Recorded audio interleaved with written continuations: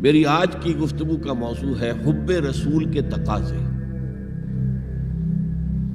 ظاہر بات ہے کہ کوئی مسلمان ایسا نہیں ہوگا کہ جو مدعی نہ ہو کہ اسے حضور سے انتہائی محبت ہے، بلکہ جو عوام ہیں مسلمان، وہ چاہے بے عمل ہوں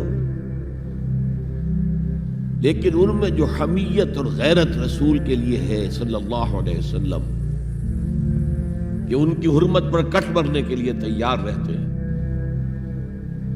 تو اس سے میں سمجھتا ہوں کہ کوئی شخص بھی محروم نہیں ہے۔ لیکن اس حب رسول کے تقاضے کیا ہیں، ان کو سمجھنے کی ضرورت ہے۔ کہیں ایسا نہ ہو کہ ہم تو اپنے تئیں یہ سمجھتے رہے کہ ہم بہت عاشق رسول ہیں، محب رسول ہیں، لیکن آخرت میں جا کر قیامت کے دن ہم پر راز کھلے کہ نہیں، اللہ کو تو یہ شے قبول نہیں ہے، تمہارا دعویٰ رد ہے۔ اس ضمن میں سب سے پہلے آپ کے سامنے ایک فارمولہ رکھنا چاہتا ہوں۔ دیکھیے، اسلام کا تقاضا کیا ہے؟ اللہ کی اطاعت کرو اور اللہ کے رسول کی اطاعت کرو، یہ بنیاد ہے۔ حاکم مطلق اللہ ہے، شارع حقیقی اللہ ہے، اور اس کے نمائندے کی حیثیت اس کے رسول کو حاصل ہے صلی اللہ علیہ وسلم۔ اطیعوا اللہ و اطیعوا الرسول۔ اس سے جو انحراف کرے گا، میں نے ابھی آپ کے سامنے سورہ آل عمران کی 2 آیتیں پڑھی ہیں۔ قُلْ إِن كُنتُمْ تُحِبُّونَ اللَّهَ فَاتَّبِعُونِي يُحْبِبْكُمُ اللَّهُ۔ اے نبی، ان سے کہہ دیجئے اگر تم اللہ سے محبت کرتے ہو تو میرا اتباع کرو، میری پیروی کرو، اللہ تم سے محبت کرے گا۔ وَيَغْفِرْ لَكُمْ ذُنُوبَكُمْ، اور تمہاری خطائیں بھی بخش دے گا۔ وَاللَّهُ غَفُورٌ رَحِيمٌ، اور اللہ تو غفور بھی ہے، رحیم بھی ہے۔ قُلْ اطیعوا اللہ والرسول، کہہ دو اطاعت کرو اللہ کی اور اللہ کے رسول کی۔ فَإِن تَوَلَّوْا، پھر اگر وہ اس سے روگردانی کریں، فَإِنَّ اللَّهَ لَا يُحِبُّ الْكَافِرِينَ، تو اللہ کو ایسے کافر پسند نہیں ہے۔ یعنی اطاعت رسول سے انکار، اللہ کی اطاعت سے انکار، گویا کہ انسان دائرہ اسلام سے خارج ہو گیا۔ کبھی کوئی خطا ہو جائے، غلطی ہو جائے، گناہ کا صدور ہو جائے، اور انسان فوراً توبہ کر لے، فوراً رجوع کرے، پشیمانی اسے ہو جائے، عزم مصمم کر لے دوبارہ میں نہیں کروں گا، تو اللہ بخش دے گا۔ انما التوبۃ علی اللہ للذین یعملون السوء بجہالۃ ثم یتوبون من قریب، سورہ نساء میں فرمایا اللہ کے ذمے ہے ان لوگوں کی توبہ قبول کرنا۔ انما التوبۃ علی اللہ، اللہ کے ذمے ہے۔ جو کہیں غلطی سے، جہالت میں، نادانی میں، جذبات سے مغلوب ہو کر کوئی غلط کام کر بیٹھتے ہیں، لیکن فوراً توبہ کرتے ہیں، اللہ کی جناب میں رجوع کرتے ہیں، فوری توبہ اگر ہو جائے تو فوراً اللہ تعالیٰ کی مغفرت جو ہے ڈھانپ دیتے ہیں۔ لیکن اگر مستقل طور پر کسی ایک معصیت پر بھی ڈیرا ڈال دیا جائے، مثلا آج کی دنیا میں جو بہت بہت کامن شے ہے، سود جسے اللہ نے حرام قرار دیا، جس پر اللہ کی طرف سے اعلان جنگ ہے، فَأَذَنُوا بِحَرْبٍ مِّنَ اللَّهِ وَرَسُولِهِ، تو سن لو، الٹیمیٹم ہے اللہ اور اس کے رسول کی طرف سے۔ اسے اپنے کاروبار کا مستقل جز بنا لیا، تو ایک غلطی، ایک گناہ بھی انسان کو ہمیشہ کے لیے جہنم میں ڈال سکتا ہے۔ بَلَا مَنْ كَسَبَ سَيِّئَةً وَأَحَاطَتْ بِهِ خَطِيئَتُهُ فَأُولَٰئِكَ أَصْحَابُ النَّارِ هُمْ فِيهَا خَالِدُونَ۔ کیوں نہیں؟ کسی نے جان بوجھ کر ایک بڑا گناہ کمایا، چھوٹے چھوٹے گناہ جو ہے، گناہ صغیرہ، وہ تو خود بخود بھی دھلتے رہتے ہیں، اللہ کی رحمت سے صاف ہوتے رہتے ہیں۔ لیکن کسی نے کبیرہ گناہ کمایا، جان بوجھ کر کیا، اور پھر اس پر ڈیرے ڈال دیے، اور وہ گناہ اس کے گرد گھیرا کر بیٹھا، احاطت بہ خطیئتہ، فاولئک اصحاب النار هم فیہا خالدون، تو وہ ہے جہنمی اور اس میں ہمیشہ رہنے والے۔ تو اطاعت اللہ کی، اطاعت رسول کی، یہ تو اسلام کا بنیادی مطالبہ ہے۔ اگر یہ بھی نہیں ہے تو پھر کچھ نہیں، اگر یہ نہیں تو بابا پھر سب کہانیاں۔ اب ذرا اس سے قدم اوپر اٹھیے، اطاعت کے ساتھ محبت۔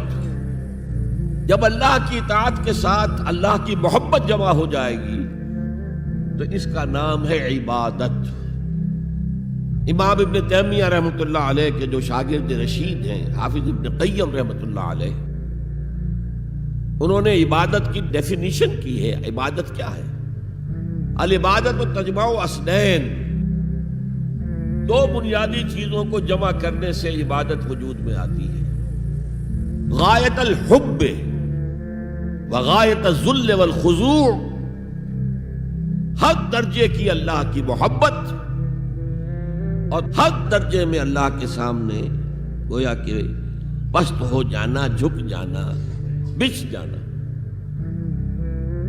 انتہائی اطاعت، انتہائی محبت۔ انتہائی میں کیوں کہہ رہا ہوں؟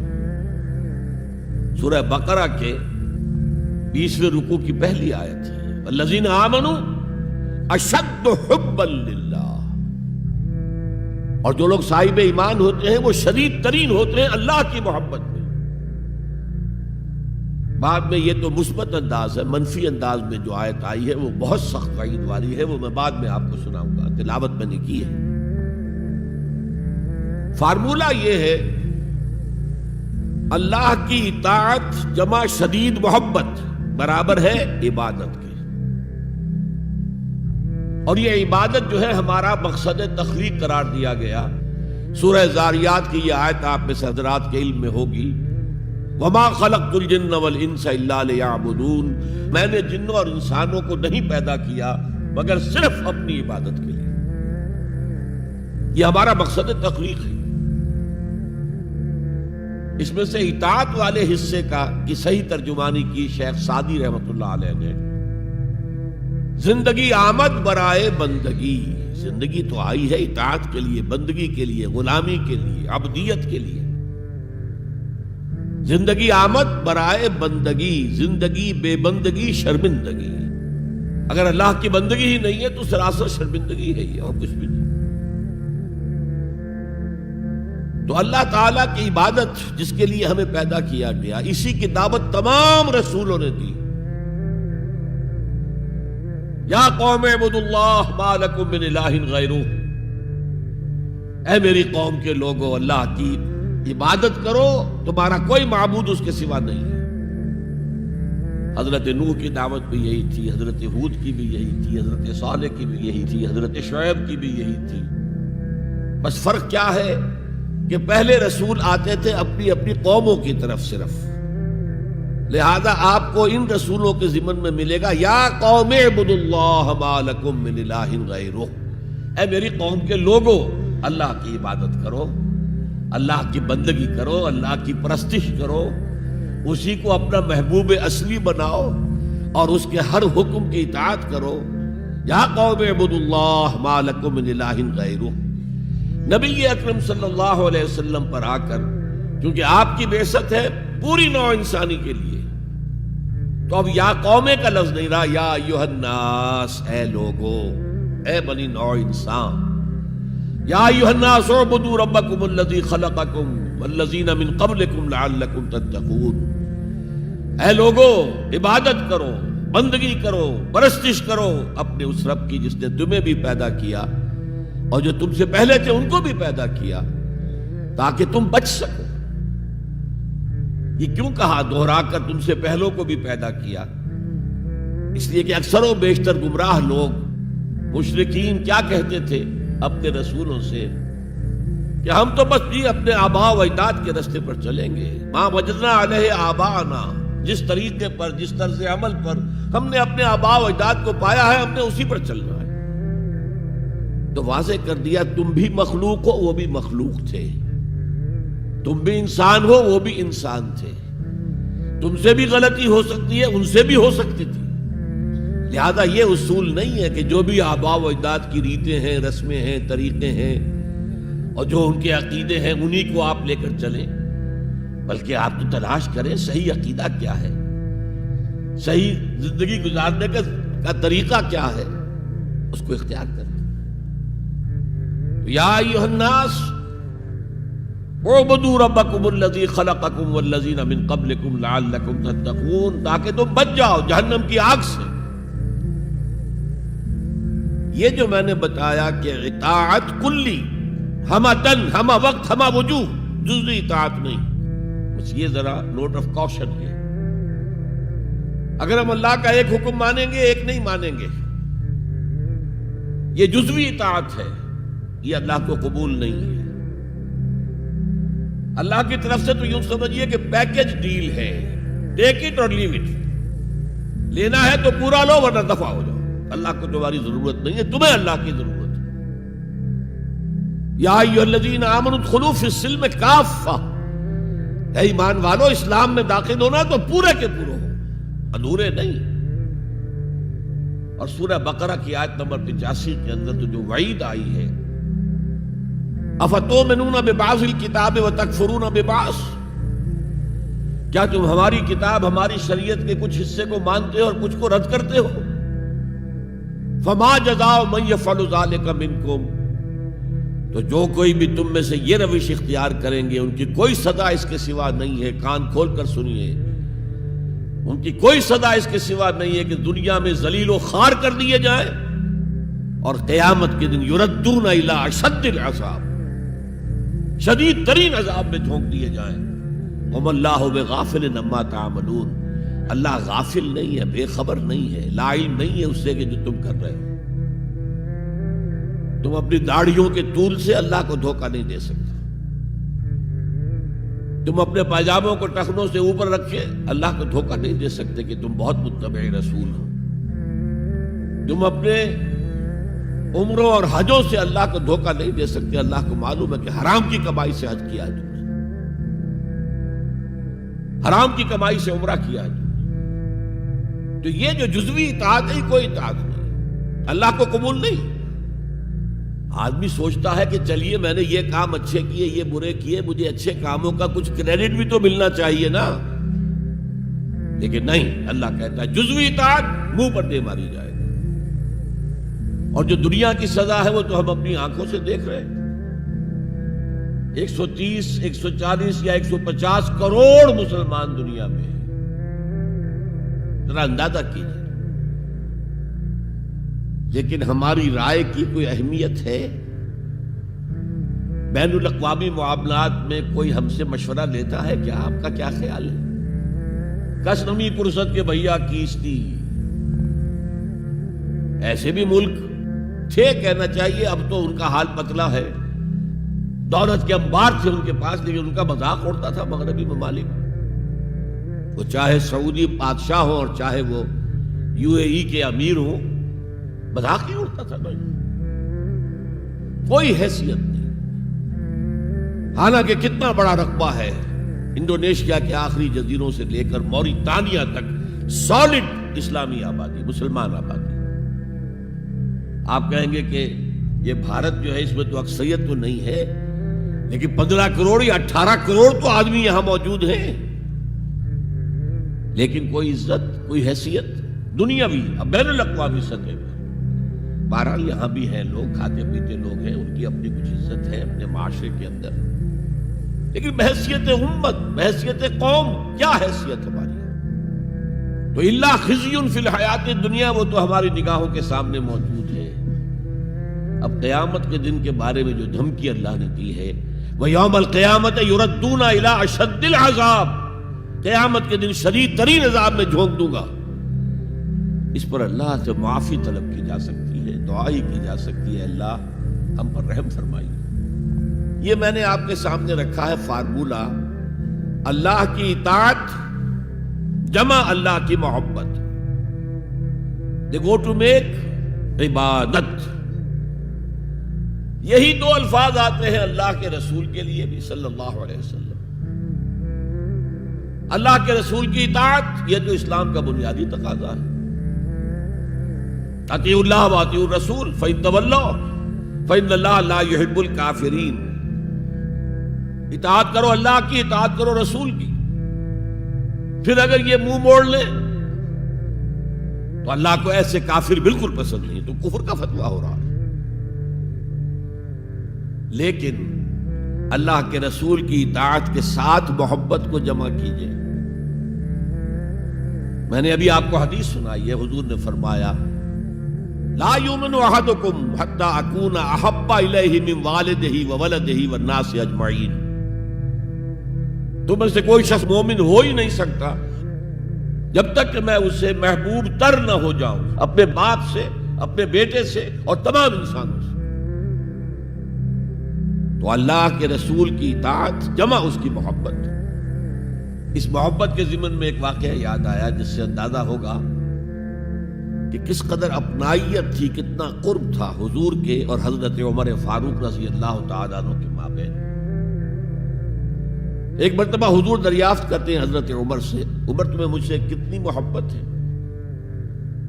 اب آپ سوچئے، ذرا سا بھی مغایرت کا باریک سا پردہ بھی اگر کہیں ہو تو کیا یہ سوال کیا جا سکتا ہے؟ تو انتہائی قریبی شخص سے ہی کیا جائے گا، تمہیں مجھ سے کتنی محبت ہے؟ عرض کیا آپ مجھے دنیا کے ہر انسان سے بڑھ کر عزیز ہیں. فرمایا اور اپنی جان سے؟ اب ذرا سا توقف کیا حضرت عمر نے. الان ہاں، اب میں یہ بھی کہتا ہوں کہ آپ مجھے میری جان سے زیادہ عزیز ہیں. تو حضور نے فرمایا اب آئے ہو مقام مطلوب پر. تو رسول کی اطاعت جمع محبت، اس کا نام ہے اتباع، پیروی کرنا. فرق کیا ہے؟ اطاعت کی جاتی ہے حکم کی، اور پیروی کی جاتی کسی کے نقش قدم کی، چاہے اس نے حکم دیا ہو چاہے نہ دیا ہو، جو وہ کرتا ہو کرنا. یہ ہے اتباع. یہ اطاعت سے بہت بلند شے ہو گئی. مثال کے طور پر یہ چھوٹی چھوٹی مثالیں، اصل اتباع کیا ہے وہ میں بعد میں عرض کروں گا. کوئی ایک صحابی بدو باہر سے آئے، ایک ہی دفعہ حضور کو دیکھا. حضور اس وقت اس حالت میں تھے کہ آپ کے بٹن جو ہے کھلے ہوئے تھے گریبان کے. انہوں نے پھر ساری عمر اپنے گریبان کے بٹن نہیں لگائے. میں نے اللہ کے رسول کو اس حال میں دیکھا ہے، میں تو ان کی پیروی کروں گا. حضور نے کوئی حکم تو نہیں دیا تھا. تو یہ جو محبت، شدید محبت کے تحت جو بات آئے گی، اس کا نام اتباع ہے. اور اس اتباع کا مقام کیا ہے وہ آیت میں سنا چکا ہوں آپ کو. قُلْ إِن كُنتُمْ تُحِبُّونَ اللَّهَ فَاتَّبِعُونِي يُحْبِبْكُمُ اللَّهُ. اے نبی ان سے کہہ دیجئے اگر تم اللہ سے محبت کرتے ہو تو میرا اتباع کرو، میرے نقش قدم پر چلو، میری پیروی کرو. اللہ تم سے محبت کرے گا، تم اللہ کے محب نہیں محبوب بن جاؤ گے.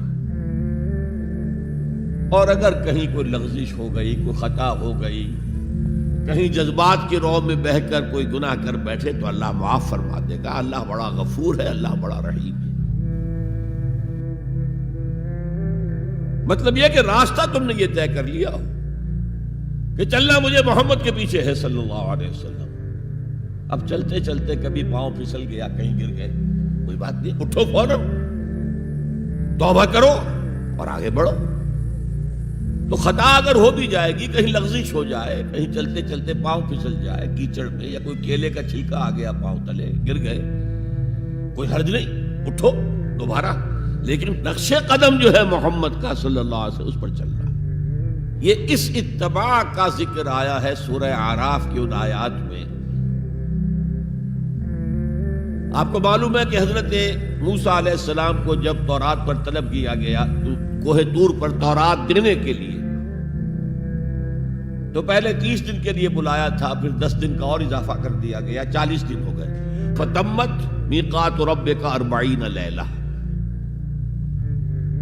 اس اسنا میں پیچھے فتنے میں مبتلا ہو گئے بنی اسرائیل. سامری اس نے ایک ڈھونگ رچایا اور ایک بچڑا جو ہے وہ سونے چاندی کا بنایا وہ بچڑا ڈھال کر کھڑا کر دیا. اس میں سے کوئی تھوڑی سی آواز بھی نکلتی تھی، کوئی ایسی ہے کہ ہوا گزرتی تھی تو آواز سے آتی تھی۔ کہا یہ ہے تمہارا الہ۔ یہ تو موسیٰ تو بھول گیا کہاں گیا ہے، کوہ طور کے اوپر کس خدا سے ملنے گیا ہے، خدا تو یہ ہے۔ اور بنی اسرائیل کے بہت سے لوگ اس فریب میں آ گئے اور بچڑے کی پوجا کرنے لگے۔ اب جب حضرت موسیٰ آئے، اور آپ کو معلوم ہے حضرت موسیٰ کا مزاج جلالی تھا، وہ پتھر کی تختیاں لے کر آئے تھے کہ جن پر کوہ طور پر اللہ تعالیٰ نے اپنے احکام عشرہ جو ہیں دی 10 کمانڈمنٹس مشہور، وہ کندہ کر کے آپ کو دیے تھے، وہ ہاتھ میں لے کر آئے۔ یہاں معلوم ہوا یہ صورت پیش آ گئی ہے۔ فالقل الواح، تو وہ تختیاں تو آپ نے زمین پہ ڈالی، اور پھر جو احتساب کیا ہے، پہلے تو اپنے بھائی حضرت ہارون کا، ان کی داڑھی کے بال پکڑے، ان کے سر کے بال پکڑے اور کھینچا اپنی طرف۔ اس نے کہا کہ بھائی مجھے ذلیل نہ کرو لوگوں کے سامنے، میں نے انہیں روکا لیکن یہ تو مجھے قتل کرنے پر تل گئے تھے، اور مجھے اندیشہ یہ ہوا کہ کہیں آپ واپس آ کر یہ نہ کہیں ان فرقت بین بنی اسرائیل، کہ تم نے جو بنی اسرائیل کے درمیان تفرقہ پیدا کر دیا۔ تو میں نے کہا آپ ہی واپس آ کر نپٹے۔ اب پہلی بات نوٹ کیجئے، تاریخ انسانی کا یہ عظیم واقعہ ہے، کئی ہزار یہودی اپنے اپنے قبیلے کے لوگوں کے ہاتھوں ذبح کیے گئے اس پر۔ اللہ تعالیٰ نے حکم دیا اور حضرت موسیٰ نے وہ حکم دیا، اللہ کا حکم موسیٰ نے پہنچایا کہ 12 قبیلے ہیں نا، ہر قبیلے کے جن لوگوں نے یہ حرکت کی ہے ان کو اسی قبیلے کے لوگ اپنے ہاتھ سے ذبح کریں۔ اب یہ بہت بڑی توبہ تھی، بہت بڑی توبہ تھی، بہت بڑی توبہ تھی، اپنے قبیلے کے لوگوں کو قتل کر دینا۔ پھر وہ 70 نمائندے لے کر تمام جو بڑے لوگ تھے کوہ طور پر حاضر ہوئے، اجتماعی طور پر اللہ سے عفو و درگزر کی درخواست بھی کرنے کی۔ وہاں اللہ نے زبردست زلزلہ بھیج دیا، محسوس ہوا اب سب ہلاک ہو جائیں گے۔ حضرت موسیٰ نے کہا پروردگار تو چاہتا تو مجھے اور اس قوم کو پہلے ہی ہلاک کر دیتا، تو ہمیں نکال کر لایا ہے آل فرعون کے پنجوں سے، تو نے ہمیں نجات دی ہے، تو پروردگار ہمارے لیے اپنی رحمت طے کر دے، لکھ دے، فاکتب لنا، ہمارے لیے طے کر دے، لکھ دے اپنی رحمت۔ اس پر فرمایا اللہ نے، دیکھو موسیٰ میری ایک رحمت تو عام ہے، وسعت کل شیء، رحمتی وسعت کل شیء، ہر شے کے ساتھ ہے، اور ایک میری خاص رحمت ہے، وہ میں لکھ دوں گا، طے کر کے رکھ دوں گا، للذین یتبعون الرسول النبی الامی، ان لوگوں کے لیے جو میرے رسول نبی امی پر ایمان لائیں گے اور ان کا اتباع کریں گے۔ یہاں بھی لفظ اتباع آیا، اور اس میں پھر حضور صلی اللہ علیہ وسلم کی کچھ شان بیان ہوئی ہے، بات لمبی ہو جائے گی، اور پھر فرمایا یہ گویا کہ اتباع کی تفسیر آ رہی ہے۔ اتباع کا مطلب کیا ہے؟ فالذین آمنوا بہ وعزروہ ونصروہ واتبعوا النور الذی انزل معہ اولئک هم المفلحون، تو جو لوگ ان پر ایمان لائیں گے اور جو ان کی تعظیم کریں گے اور جو ان کی نصرت کریں گے، مدد کریں گے، اور جو اس نور کی پیروی کریں گے جو ان کے ساتھ نازل کیا جائے گا، تو وہی ہوں گے مفلحون، وہ ہوں گے کامیاب ہونے والے، فلاح یافتہ لوگ وہ ہوں گے جو یہ 4 رشتے ہمارے اس رسول نبی امی کے ساتھ پختگی کے ساتھ قائم کر رہے ہیں۔ یہ 4 رشتے کیا ہیں؟ اتباع رسول کا تقاضا اول تو ان 4 الفاظ کے حوالے سے سمجھیے، پھر ذرا ایک دوسرے انداز میں بھی بیان کروں گا۔ فالذین آمنوا بہ، پہلا قدم ایمان، لیکن ایمان کے سمجھ لیجئے اچھی طرح 2 درجے ہیں۔ آپ میں سے بہت سے حضرات کو مجھے توقع ہے ایمان مجمل، ایمان مفصل یاد ہوں گے۔ ایمان مجمل کیا ہے؟ آمنت باللہ کما ہوا باسمائہ و صفاتہ و قبلت جمیع احکامہ اقرار باللسان و تصدیق بالقلب۔ پہلا درجہ ہے اقرار باللسان، اشہد ان لا الہ الا اللہ واشہد ان محمد رسول اللہ. کوئی ہو، ہندو ہو، سکھ ہو، پارسی ہو، عیسائی ہو، یہودی ہو، یہ کلمہ پڑھے اور وہ مسلمان ہو گیا. اقرار باللسان پر ہمارا دنیا میں مسلمان سمجھا جانا موقوف ہے، لیکن اصل ایمان یہ نہیں ہے. اصل ایمان ہے تصدیق بالقلب، دل میں یقین. جب تک دل کا یقین نہ ہو ایمان نہیں ہے. منافقین جو تھے مدینے کے، نمازیں بھی پڑھتے تھے، حضور کی اقتداء میں پڑھتے تھے، اور جو رئیس المنافقین تھا عبداللہ ابن ابی ابن سلول، وہ تو پہلے صف میں ہوتا تھا. اور جب حضور خطبہ دیتے تھے جمعے کا تو پہلے خود کھڑا ہوتا تھا اپنی اہمیت ظاہر کرنے کے لیے. دیکھو لوگو، یہ اللہ کے رسول ہیں، ان کی بات پوری توجہ سے سنو. یہ صرف اپنی چودراہٹ کے اظہار کے لیے کہ میں بڑی شے ہوں، اس لیے کہ وہ خزرج کا بڑا سردار تھا. اوس اور خزرج کے 2 عرب قبیلے تھے مدینے میں، جن میں سے کہ خزرج کا قبیلہ بڑا تھا، اوس کا چھوٹا تھا. اور خزرج کا سردار یہ عبداللہ ابن ابی تھا، اور اس کے بارے میں یہ طے ہو چکا تھا کہ اسے ہم اپنا بادشاہ بنا لیں گے. چنانچہ سونے کا تاج تیار ہو چکا تھا، ابھی تاج پوشی صرف باقی تھی کہ حضور تشریف لے آئے ہجرت فرما کر. بے تاج بادشاہ آ گیا صلی اللہ علیہ وسلم. لہذا اس کے سارے خواب جو ہیں وہ منتشر ہو گئے. لہذا پہلے دن سے پکا منافق. ایمان لایا اگرچہ وہ بھی ذرا دیر سے لایا، غزوہ بدر کے بعد لایا. پہلے اس نے سوچا تھا ابھی تیل دیکھو، تیل کی دھار دیکھو. وہ تیل کی دھار جو نظر آئی غزوہ بدر میں کہ 313 نے 1000 کو شکست دی ہے.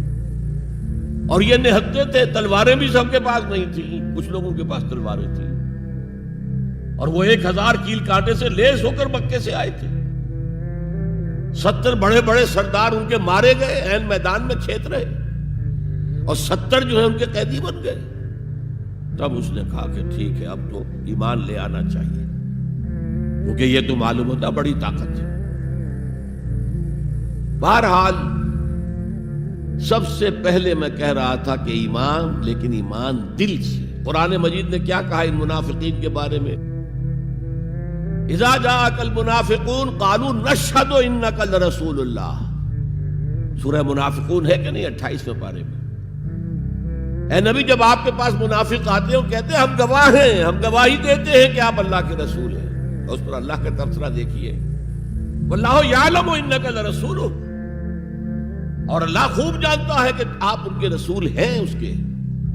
اب میں ذرا ترجمہ کیا کرتا ہوں، اللہ سے بڑھ کر کس کو معلوم ہے کہ آپ اللہ کے رسول ہیں؟ لیکن واللہ یشہد ان المنافقین لکاذبون، اللہ گواہی دیتا ہے یہ منافق جھوٹے. مسلمان تو وہ تھے، کلمہ گو تھے، حضور کی امامت میں نمازیں پڑھ رہے تھے، لیکن منافق تھے. اللہ نے منافق قرار دیا. دل ایمان سے خالی تھے، بلکہ ہوتے ہوتے دلوں کے اندر حضور سے عداوت پیدا ہو گئی تھی، اہل ایمان سے عداوت پیدا ہو گئی تھی. اسی سورہ مبارکہ میں آگے چل کر آتا ہے ہم العدو فاحذرہم. اصل دشمن یہ ہے، یہ مارے آستین ہیں. جو کافر ہیں وہ تو باہر سے حملہ کرتے ہیں، پتہ چلتا ہے، سامنے سے آ کر لاٹھی مار رہا ہے کوئی آپ کو.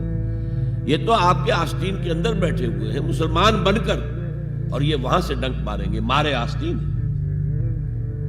بہرحال اب ہم میں سے ہر ایک کو جائزہ لینا ہوگا، اپنے گریبان میں جھانکیں، اپنے دل کی گہرائیوں کو ٹٹولیں. یقین والا ایمان ہے ہمارے پاس یا نہیں؟ یہ یقین والے ایمان کا میں اگر آپ کو انگریزی میں ترجمہ کر کے بتاؤں تو شاید آپ زیادہ بہتر سمجھیں. پرسنل کنوکشن،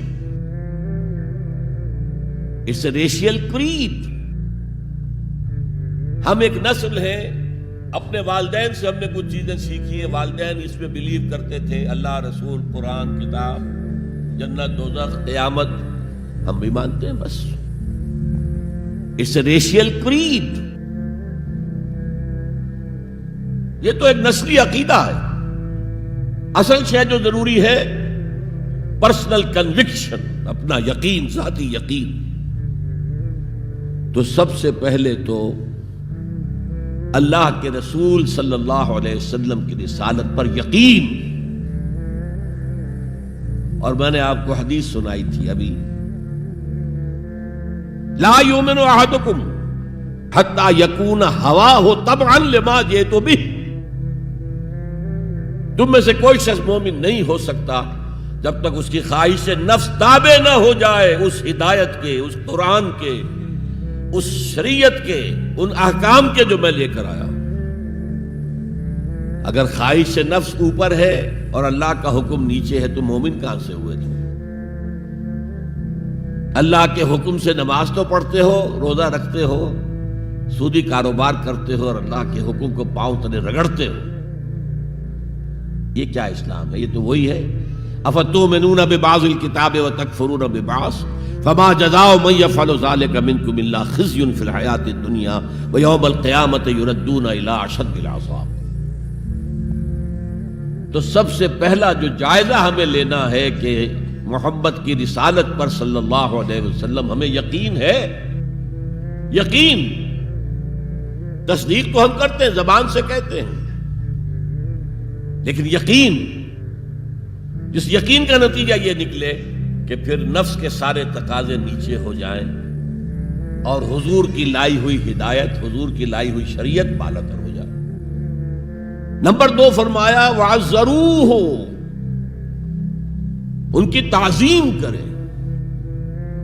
آپ کی جناب میں کوئی گستاخی ہو جائے ایمان کے لالے پڑ جائیں گے تو آخرت برباد ہو جائے گی.